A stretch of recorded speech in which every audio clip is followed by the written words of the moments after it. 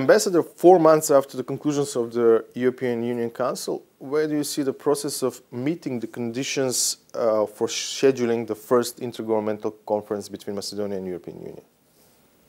Well, first of all, let me start by saying that the Prespa agreement really was a major breakthrough for Macedonia. When I arrived in Macedonia 3 years ago, let's be honest, that was hardly thought possible. Now we are there. Even a year ago, it was hardly thought possible. Then we were still sort of celebrating the agreement with Bulgaria. Now we have the agreement with Greece. Of course, it has to be implemented. It has to be ratified. We are now going through the difficult process of the constitutional changes, which I think everybody knew from the start that would be the toughest part, because of course it's about very sensitive issues, and after that of course it will have to be ratified in Greece as well to make the way clear for NATO membership and indeed later on also for start of EU negotiations. But we cannot overestimate the importance of that agreement. And maybe the most important of that is that I think that once the agreement will be indeed completely ratified and finalized, if this whole name issue is finally out of the way, I think that will release a lot of time, energy and focus on some of the real issues that matter tremendously to people's lives, and also to the reforms that will be necessary for starting negotiations with the European Union, such as the public administration reform, the control over the intelligence services, and maybe the most important of all, the judiciary and the fight against corruption. When we speak about the reforms and the progress towards starting negotiations for membership, you mentioned that this is a two-track process. One is the Prespa agreement and the other one are the reforms. On the reforms issue, where do you see possible weak spots or places where government has to focus in the next period? Well, there are the 3 areas I mentioned. So judiciary, intelligence and public administration. That's what the EU has said, okay, there Macedonia will have to focus on. And of course I know that my country has been among the very strict countries. But you know why? My country cares deeply about rule of law. We are a member of the European Union since the very beginning, and also in my country it's a kind of a learning process. But if we ask now politicians, what is European Union about? Is it mainly a single market, a common currency, freedom of movement? Yes, that's all important. But the one foundation without all these things cannot function is a kind of a community of values. And that's of course a very abstract thing, but it is about rule of law, it is about independent institutions, it's about checks and balances that make a democracy work in such a way that all the people in the country can finally trust the institutions and their politicians. That's what it's about. And that's why my country is indeed very strict on rule of law. And in fact, my country is also here to try to help Macedonia where possible. I mean, that's why we have been here for 25 years. We have spent about 250 million euros in different kinds of technical assistance, exactly on those things like judiciary accountability, etc.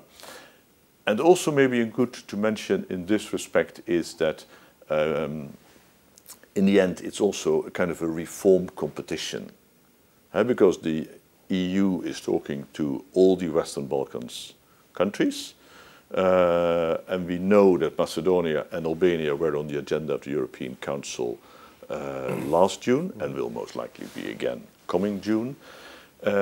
What we think is important, that all the countries, and whether it's Serbia, Montenegro or the other ones, will be judged on their reforms, so on their individual merits as a country. So that it's not a kind of one sailing flotilla, but rather it's a regatta where really the best reformers will be rewarded. After June's conclusions, the feeling in Macedonia was that the country did not receive what it expected in return from the European Union over its process with the name with Greece and the bilateral agreement with Bulgaria. How much restraint from Netherlands was at principal level, taking into account that, as you mentioned, Serbia is negotiating with the European Union, although it's obvious that it has problems with the democratic processes? Well, as I said, I mean, I think, let's be honest, for Macedonia, it was from the start about two things. One is indeed getting the issues with neighboring countries out of the way, and the other part is the reform process. On the reform process, I've explained why this rule of law thing is for my country extremely important. Imagine my country, we depend on trade. Trade depends on trust. We have to believe in a system in the EU where we can think that economic relations will be based on mutual trust and in the end on effective rule of law institutions in all member countries. That's why we want Macedonia in the EU.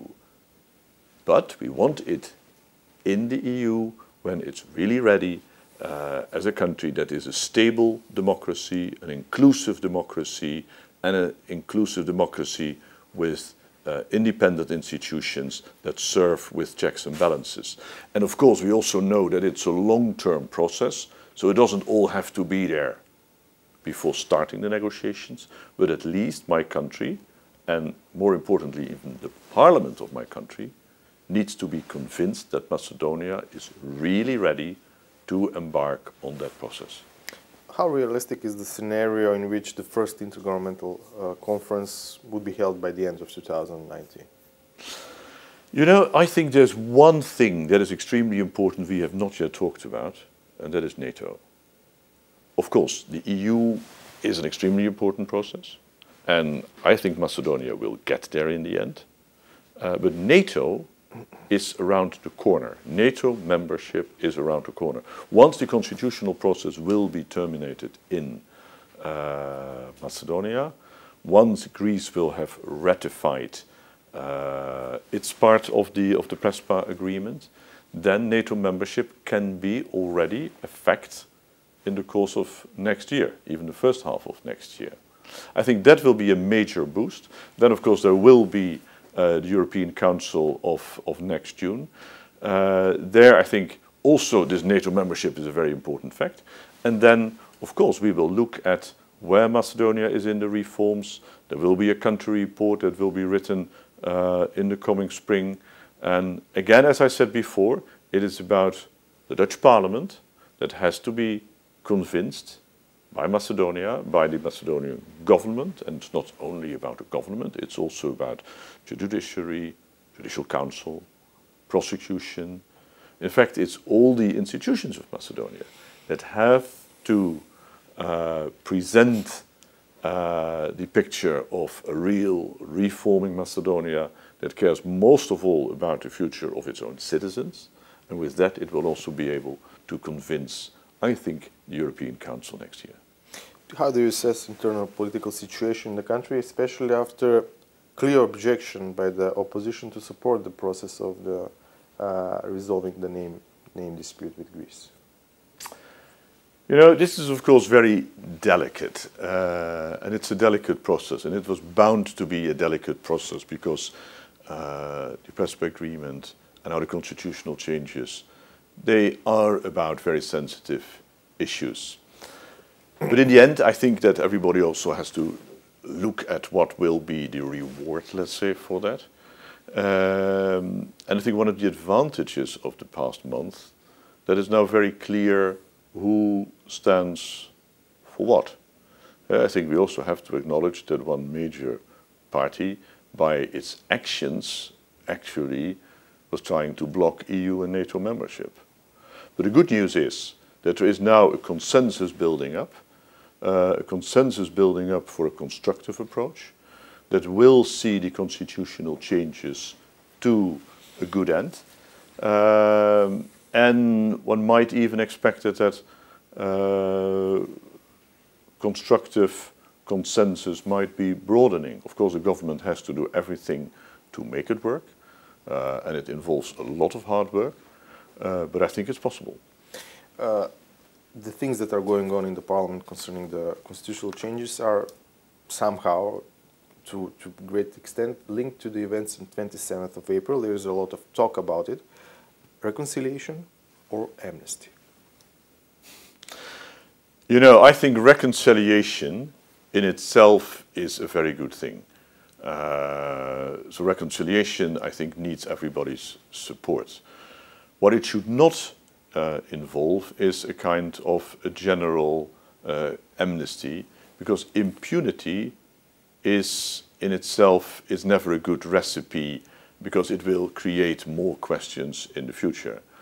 So in the end, how the reconciliation will be done, I think that's very much up to politicians. It's very much up, it's a political process in the end. It will be a parliamentary working group, as far as I know. And I think this is one of those occasions where politicians also have to show that they care in the end more about the national, about the state interests than about personal or party interests. Thank you very much, Ambassador. Thank you.